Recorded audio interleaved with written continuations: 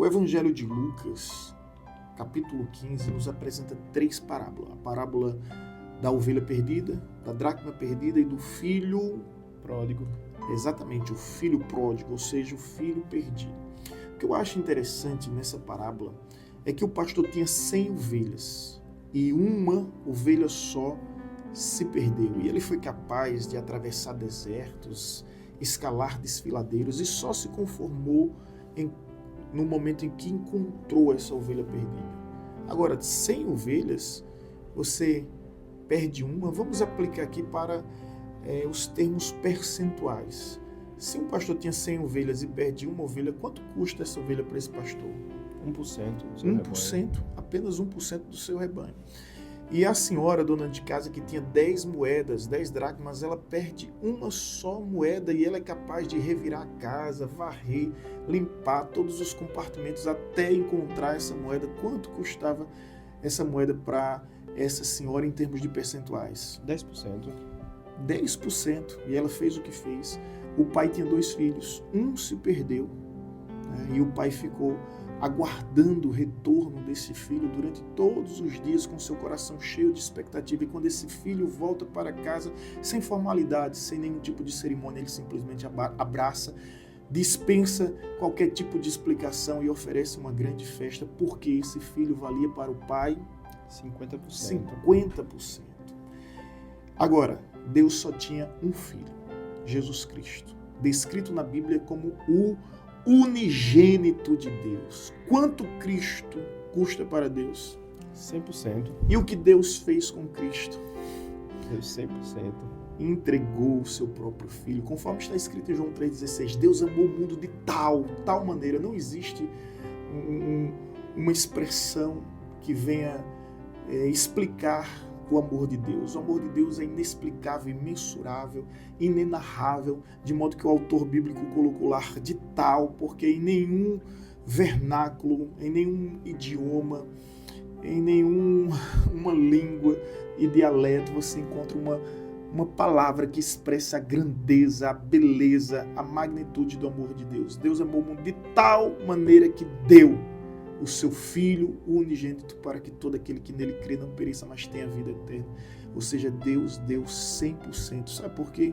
Porque você vale para Deus. Sabe quanto? 100%. 100%. Você vale mais do que a ovelha perdida, que custava 1%, do que a dracma perdida, que custava 10%, do que o filho perdido, que custava 50%. Você vale para Deus 100%. A propósito, você tem aí alguma cédula, qualquer valor aí na sua carteira? Dá uma olhada aqui. Vamos ver como é que está a situação do homem. Rapaz. Olha, tem uma de 100, sabe? Rapaz, nos dias de hoje, quem anda com uma nota dessa tá bem demais, hein? Quanto custa essa cédula?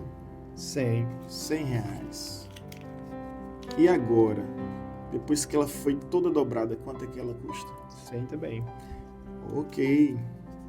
E agora, que além de ser dobrada, ela foi amassada.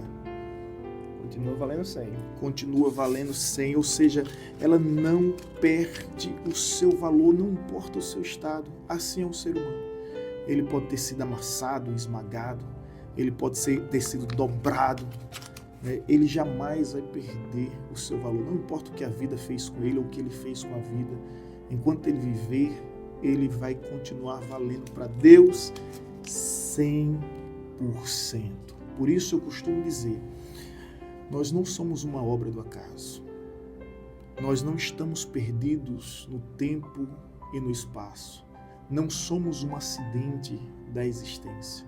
Não somos um resultado da evolução, nem muito menos um produto de laboratório. Nós somos um projeto de Deus e Deus tem um propósito maravilhoso em nossas vidas. E nós só vamos conseguir viver esse propósito no momento em que descobrirmos o nosso valor.